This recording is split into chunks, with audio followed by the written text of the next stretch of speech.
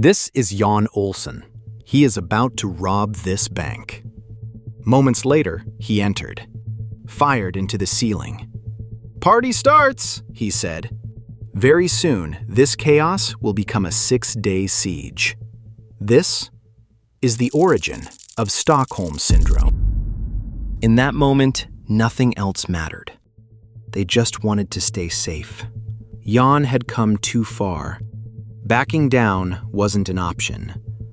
He looked at the terrified people, eyes wide, hands up, frozen in place. He picked 3 women and took them hostage. As he tied them, he heard footsteps behind him, close, heavy, rushing. He turned and fired without flinching. It was a police officer, hit in the hand, stumbling back. Someone had triggered the alarm. Now the city was coming. Jan made his demands: 3 million kroner, a getaway car, and Clark Olofsson. Then he moved. He led the hostages deeper into the bank, away from the entrance, away from the windows.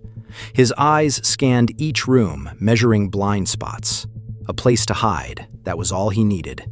A place they couldn't rush. Finally, he chose the vault as their safe house. The hostages were shaking. The vault was cold and dark. They sat in fear, listening for boots and radios, thinking another robber might come. Meanwhile, Jan kept thinking about one thing. He was hoping to see his friend, Clark Olofsson. Clark was famous in Sweden. He'd been a criminal from an early age. Crime was what brought them together. They met in prison. Now, Jan was his hope of freedom. Authorities agreed to let him out. Not because they trusted him, because they needed him. They could use Clark as an insider, a bridge into the vault. Cars were waiting outside the prison. On the way, police explained the situation to him, fast and clipped. Sirens kept getting louder and louder. They were getting close to the bank. 2 police officers escorted him to the entrance. All the noise faded when he pushed the doors open. Clark made his way to the vault. Inside, hostages were waiting quietly. First, Clark untied the hostages. Then he spoke to everyone, slow, controlled, almost gentle. Later that day, he fixed the phone. And for a moment, the vault felt less like a trap and more like a strange waiting room. They even allowed the hostages to call their families, but the hostages all carried the same question in their minds. Why are they doing this? After several hours inside, everyone was exhausted. Clark left the hostages with Jan and took a short walk around the bank. Suddenly, he heard a sound in the distance. He walked further in and opened a door. Clark didn't hesitate. He brought him in. A mistake of timing turned into their 4th hostage. Sweden woke up to a tense morning. The story had spread overnight. Sharpshooters and journalists surrounded the bank. Police cars barricaded the entrance. Blue lights flashed across the windows. Inside, the vault door was open. They could hear the chaos outside. It felt close, even through thick walls. How long would this last? Even Jan didn't know the answer then. He was stuck in the vault, boxed in by his own choices. The hostages were his only leverage. Without them, he had nothing. He pulled Sven aside and spoke low, like it was business. He told him the plan. The robber was considering shooting him in the leg. Sven's face drained. His breathing turned shallow. Another hostage, Kristen, leaned toward him, trying to hold the moment together. "It won't hurt," she said. But her voice wasn't convincing, even to herself. The tension rose again, filling the vault like smoke.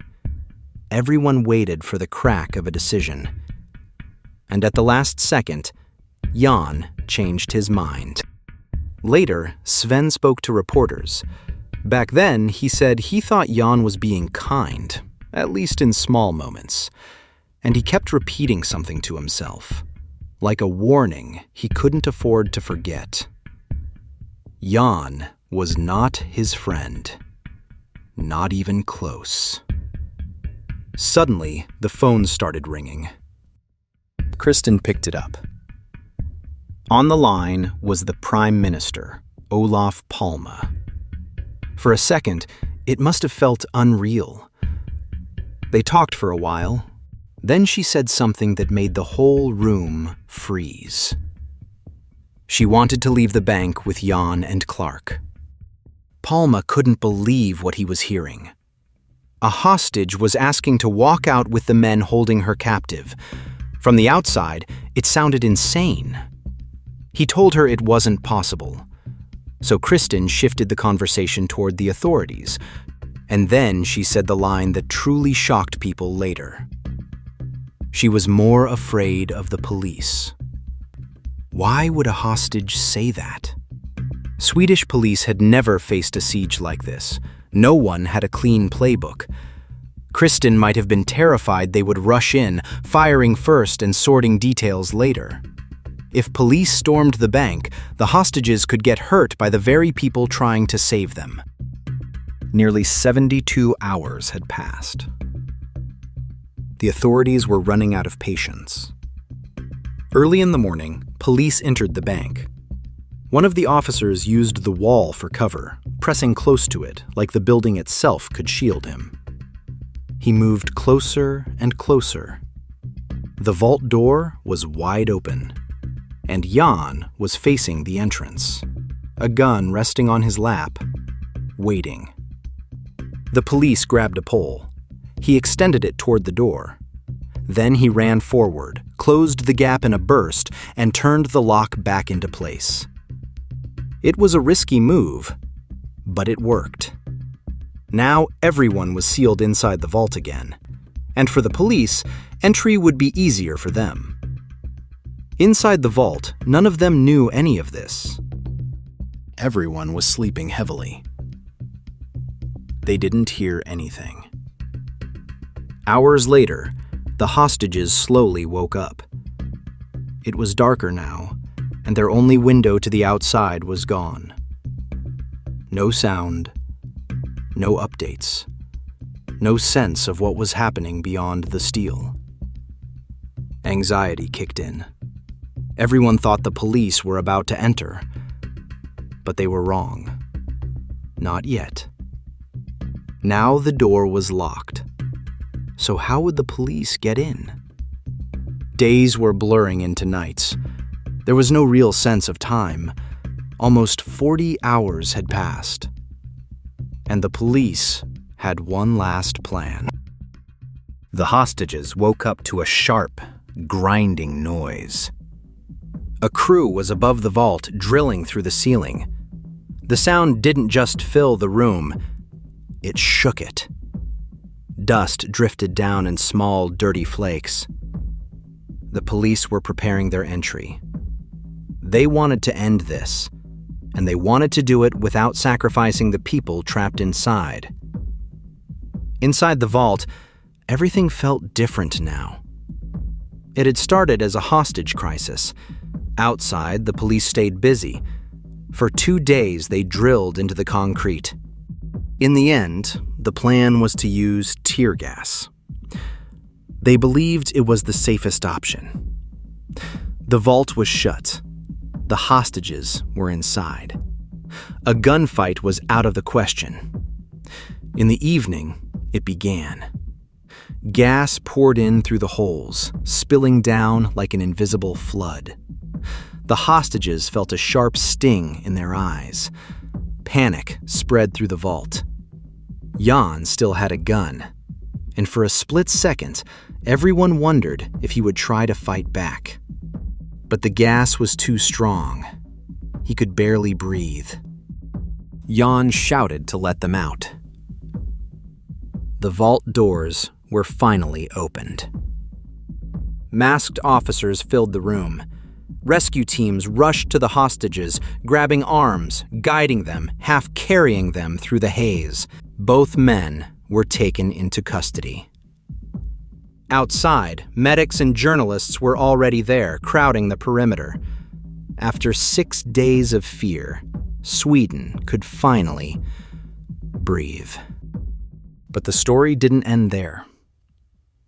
Niels Bejerot watched the hostages' behavior closely. Something strange seemed to be forming, an emotional bond between captives and the men who had threatened them. Later, it was given a name, Stockholm Syndrome, but it was never an official diagnosis. Both men pleaded not guilty. Jan was sentenced to 10 years. Clark's conviction was later overturned on appeal. After that moment, their paths separated. Jan moved to Thailand. He started a family there and ran his own business. Clark went in and out of prison over the years. He was incarcerated multiple times. He passed away in June 2025 at the age of 78.